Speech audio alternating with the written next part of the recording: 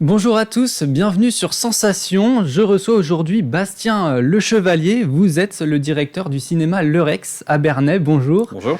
Alors le 23 décembre, le Multirex, le tout nouveau cinéma de Bernay, va ouvrir ses portes. Clap de fin donc pour Le Rex, l'ancien cinéma. Enfin, c'est pas tout à fait un clap de fin puisqu'avant sa fermeture, vous avez tenu à lui rendre une dernière fois hommage à travers une exposition. Pourquoi avoir organisé une exposition sur son histoire ? Parce que un cinéma, c'est quelque chose d'à part dans une ville. Et donc, je me disais que c'était quand même assez intéressant pour les Bernayens de connaître son histoire. Comment est-ce que le Rex a été créé ? Quand ? À quelles attentes ça devait répondre à l'époque ? Et puis après, comment ça a évolué ? Et donc on va parler un peu de vous et de votre parcours. J'imagine justement que cette exposition résulte d'une passion pour le cinéma. Comment vous est venue cette passion ? C'est comme toutes les passions, hein, généralement, ça vient tout gamin. Mes parents m'ont emmené très très tôt dans les salles du cinéma, et notamment celle du Rex. Donc il y avait aussi le Piaf à l'époque, mais qui n'est plus un cinéma depuis la fin des années 80. Et donc c'est une passion pour le cinéma, pour la salle de cinéma, parce que je suis militant du fait qu'un film se voit dans une salle de cinéma avec des inconnus, vivre des émotions comme ça, soit entre amis, en famille ou avec des gens qu'on ne connaît pas. Et donc cette passion est venue comme ça. Et qu'est-ce qui vous plaît dedans ? C'est la diversité, chaque film est différent, donc du coup chaque semaine est différente. Dans le cinéma, on peut pas dire qu'il y a vraiment de routine, parce qu'une séance ne fait pas l'autre, une semaine ne fait pas l'autre, parce que on va avoir des films différents qui amènent des publics différents, des émotions différentes, et donc voilà, c'est vraiment la diversité. Et donc ce lieu culturel, il existe depuis 1948, donc ça fait quasiment 75 ans. Le cinéma, il a grandement évolué durant cette période. J'imagine que durant cette exposition, il y a énormément de choses à raconter. C'est ça. Ça a évolué d'un point de vue humain déjà, parce qu'en 75 ans, il a vu passer pas mal de propriétaires et de directeurs. Donc pareil, j'ai voulu que leur nom soit cité, que les anciens Bernayens, pareil, se disent, se remémorent les différentes personnes qu'il y a pu y avoir derrière le projecteur. Il y a eu une évolution technique, parce que le cinéma, pareil, en 75 ans, les techniques de travail ont énormément changé, soit en termes de projection. On est passé de la pellicule argentique au numérique, et puis ensuite une évolution dans la programmation. On ne programme plus les films aujourd'hui comme on les programmait dans les années 50-60. Et donc justement, pour faire une exposition, il faut du matériel. Comment est-ce que vous avez récupéré toutes les archives qui y sont exposées ? J'ai énormément sollicité, et je les remercie encore. Je le répète assez régulièrement, mais pour moi c'est normal. Je remercie énormément le service de la médiathèque de Bernay, que j'ai énormément sollicité pour récupérer les archives locales de la presse locale. Et en fait, c'est du feuilletage, hein. Année par année, prendre les journaux, rechercher les articles, les annonces, découvrir des choses que moi je ne savais pas, parce que je n'étais pas au courant. Je ne savais pas quand le Rex avait été créé, quand avait eu lieu sa première séance, et puis les changements de direction, les travaux qui ont pu avoir lieu. Donc ça a été vraiment du feuilletage année par année. Et vous avez fait des appels aux dons, par exemple, des gens qui sont venus dans le cinéma, qui avaient un souvenir à raconter ou C'est ça, c'était un appel à témoignages, et on en a eu quelques-uns intéressants. Je me souviens d'un coup de fil d'un monsieur très âgé qui, avant de se présenter, me dit « J'ai 92 ans ». Mais à l'ouverture du Rex, j'en avais 18. Et c'était la sortie entre copains, on venait en vélo depuis le Champ-Blac. Il m'a raconté sa jeunesse, donc du coup, on a pas mal dérivé. On n'est pas resté sur le cinéma, parce que il était lancé, mais c'était hyper touchant, c'était hyper émouvant. Lui, il était là à l'ouverture du Rex, il nous a expliqué comment c'était pour les Bernayens à l'époque. Et après, des témoignages de personnes qui ont tenu le cinéma, des familles d'anciens propriétaires et des employés. Et donc, cette exposition, elle se divise en 3 parties. Concrètement, qu'est-ce qu'on peut y retrouver dedans ?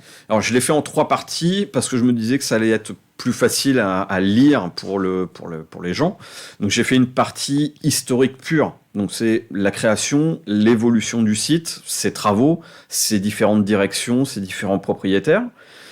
Ensuite, j'ai fait une partie programmation où on voit comment a pu évoluer la vie du cinéma. comment est-ce que la programmation, comment le fait de passer des films a pu évoluer en 75 ans.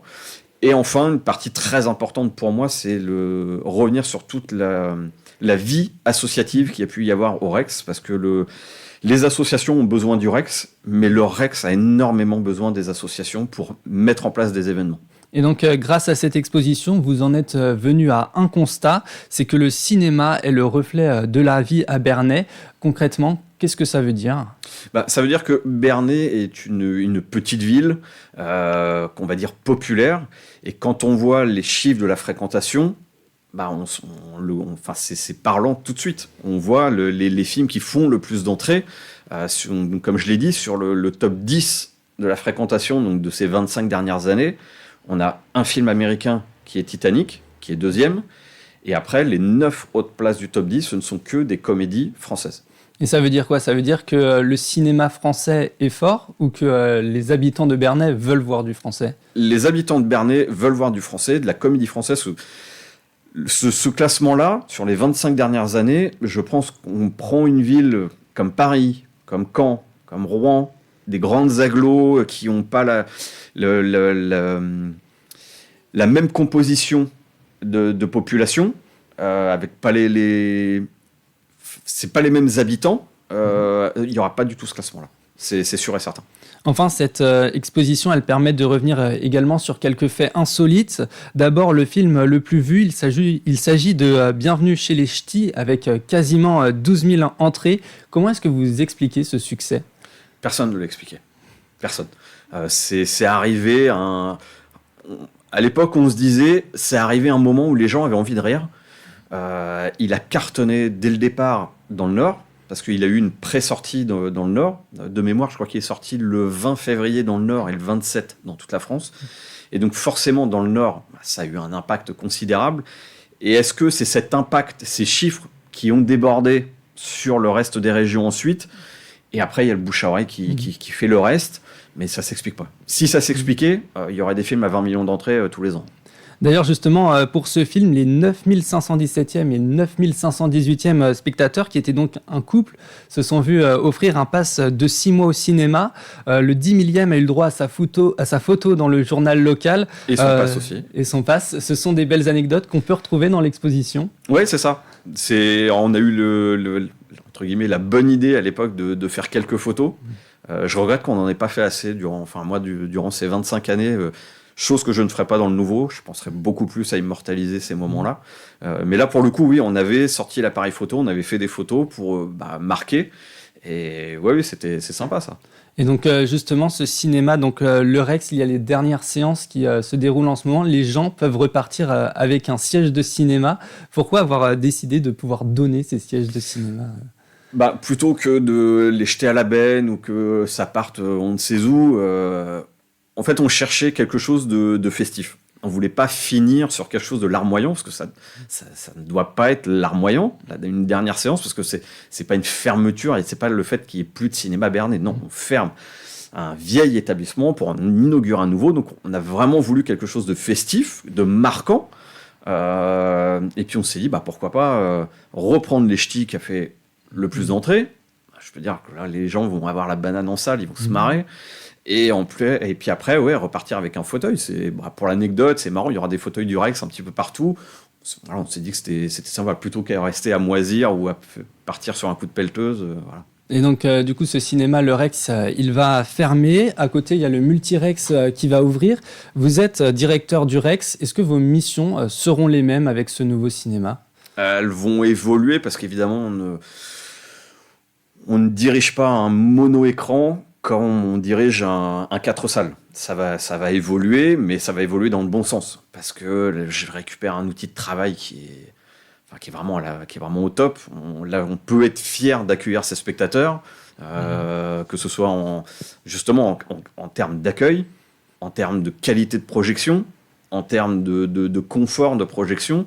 Ça va vraiment être autre chose. Donc, au niveau des missions, c'est un petit peu différent dans le sens où ça va être plus intéressant. Merci Bastien Le Chevalier d'avoir été avec nous aujourd'hui sur Sensation. Je rappelle donc que vous êtes directeur du cinéma Le Rex et également du Multirex qui va ouvrir ses portes à Bernay le 23 décembre. Et pour revoir ou réécouter cette émission, vous pouvez vous rendre sur le site internet ou application Radio Sensation.